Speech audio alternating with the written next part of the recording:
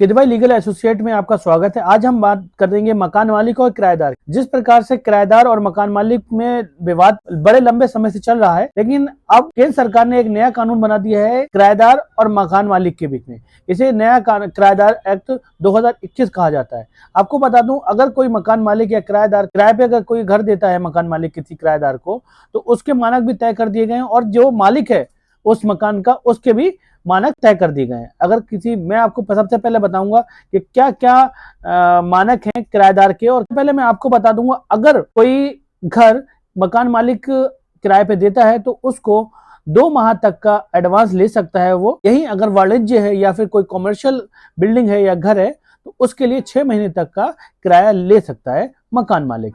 साथ ही साथ मैं आपको एक चीज और बताना चाहता हूं कि अगर वो बढ़ाना चाहता है, कोई मकान मालिक अगर किराया बढ़ाना चाहता है तो उसके लिए उसको 3 माह पहले सूचना देनी पड़ेगी। साथ ही साथ आपको एक नई और चीज बता दूं, जो मकान मालिक है उनके क्या हक हैं उनके बारे में मैं आपको बता दूंगा। मकान मालिक का ये रहता है कि अगर बाई चांस कोई व्यक्ति मकान खाली करके जाना चाह रहा है और वो ताला लगा करके मकान में चला जा रहा है, तो मकान मालिक उसका ताला नहीं तोड़ सकता, न ही उसका सामान बाहर फेंक सकता है।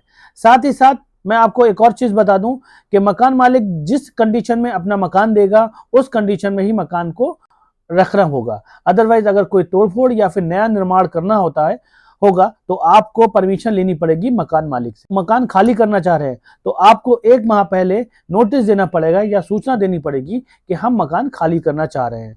और जो मकान खाली करेंगे, तो अगर आपने वाणिज्य है तो आपको 6 महीने का अगर आपने एडवांस ले रखा है, अगर किसी व्यक्ति ने खाली कर दिया है मकान, तो आपको वो 1 माह के अंदर अंदर वापस पैसे करने पड़ेंगे। साथ ही साथ एक नई आपको बात बता दूं कि उसमें इसका अगला स्टेप क्या होगा।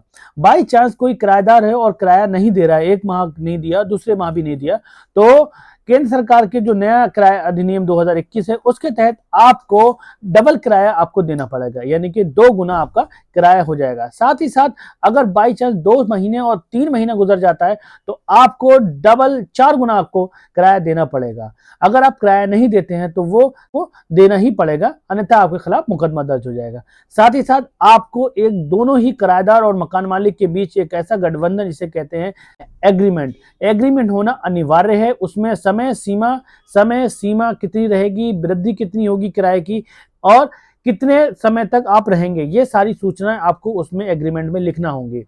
और साथ ही साथ अगर जब आपका समय पूरा हो जाता है तो धारा 5 के तहत आपको नया एग्रीमेंट कराना होगा। तो ये सारी जानकारी नए किराए अधिनियम के बारे में मैंने आपको बताया है। जल्द ही मैं आपके इसके बारे में और भी चीजें बताऊंगा। बहुत से राज्यों में ये लागू हो चुका है, केंद्र सरकार द्वारा ये पारित हो चुका है 2021 में। तो अधिक जानकारी के लिए आप मेरे किदवई लीगल एसोसिएट पे यूट्यूब चैनल पे और इंस्टा और फेसबुक पे भी मुझे फॉलो और सब्सक्राइब कर सकते हैं।